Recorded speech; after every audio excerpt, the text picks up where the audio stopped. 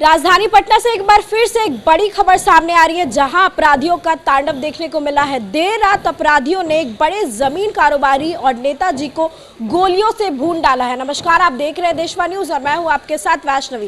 राजधानी पटना से एक बार और बड़ी खबर सामने आ रही है, जहां पर गोपाल खेमका की हत्या के बाद एक और बड़े जमीन कारोबारी को मौत के घाट उतार दिया गया। ये पूरी घटना जो है वो राजधानी पटना के राजेंद्र नगर टर्मिनल के मुन्ना चक रोड नंबर 17 की बताई गई, जहां पर एक बड़े नेताजी जो कि आरजेडी में पहले शामिल थे और राघोपुर से बिहार विधानसभा का चुनाव लड़ने की तैयारी कर रहे थे, उनकी हत्या कर दी गई। उनका नाम जो है वो राजकुमार राय उर्फ आला राय बताया गया। बता दें कि आला राय जो है वो मुन्ना चक में ही मकान बनवाकर रह रहे थे और वैशाली के राघोपुर के मीरमपुर के रहने वाले थे।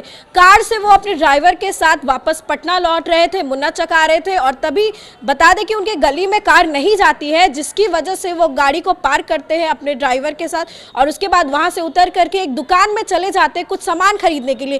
तभी 2 की संख्या में जो शूटर्स थे, जो पहले से ही घात लगाकर 1 घंटे से उनका इंतजार कर रहे थे, वो अचानक से गोली चलाना शुरू कर देते हैं। गोली जो है वहां पर दुकान जो है उसके फ्रिज में लग जाती है, जिसके बाद नेताजी को आभास हो जाता है कि उनके साथ कुछ बुरा होने वाला है। वो भाग करके गली में चले जाते हैं, लेकिन पीछे से अपराधियों ने कई सारी गोलियां चला दी और 6 गोली जो है उन्हें मारी गई, पीठ में उनके गोली लगी और वहीं पे वो गिर जाते हैं। आपको बता दें कि इस बार वो बिहार विधानसभा की चुनाव लड़ने की तैयारी कर रहे थे। पहले आरजेडी में शामिल थे, अब राघोपुर से अकेले ही निर्दलीय चुनाव लड़ने की पूरी तैयारी कर रहे थे। उन्होंने घोषणा पत्र भी जारी कर दिया था और ऐसे में जब उनकी हत्या कर दी जाती है तो पूरे इलाके में सनसनी फैल जाती है। बता दें कि राजकुमार राय की 2 बेटियां हैं और इसके अलावा वो पूरे तरीके से आरजेडी में शामिल होने के बाद भी, आरजेडी छोड़ने के बाद भी पॉलिटिकली एक्टिव थे और उनका जो जमीन का कारोबार है वो भी चलता था। बताया गया लोगों के द्वारा कि वो विवादित जमीन को खरीद बिक्री का काम उनका किया करते थे और कई लोगों से उन्होंने कर्ज भी लेकर के रखा था।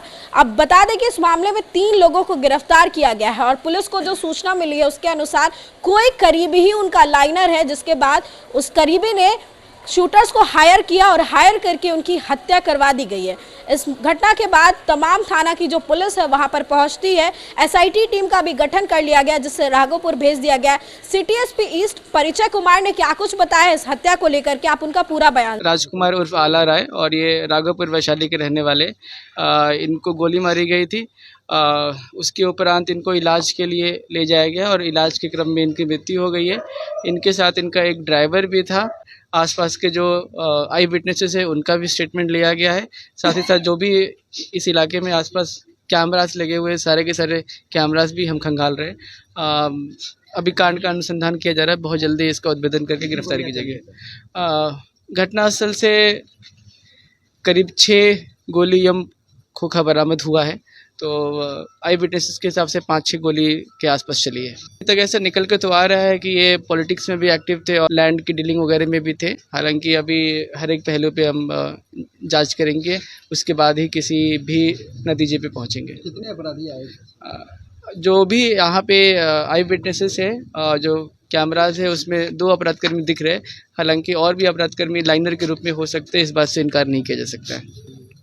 जी, यह आपका चित्रगुप्त नगर थाने में पड़ता है और जैसे ही सूचना मिली, सूचना मिलने के साथ ही हमारी पुलिस की टीम यहाँ पे पहुँच गई है। तो आपने सुना किस तरीके से जानकारी दी गई है राजकुमार राय की हत्या की। आपको बता दें कि राजकुमार राय की हत्या होने के बाद जो है पूरे इलाके में सनसनी फैल गई।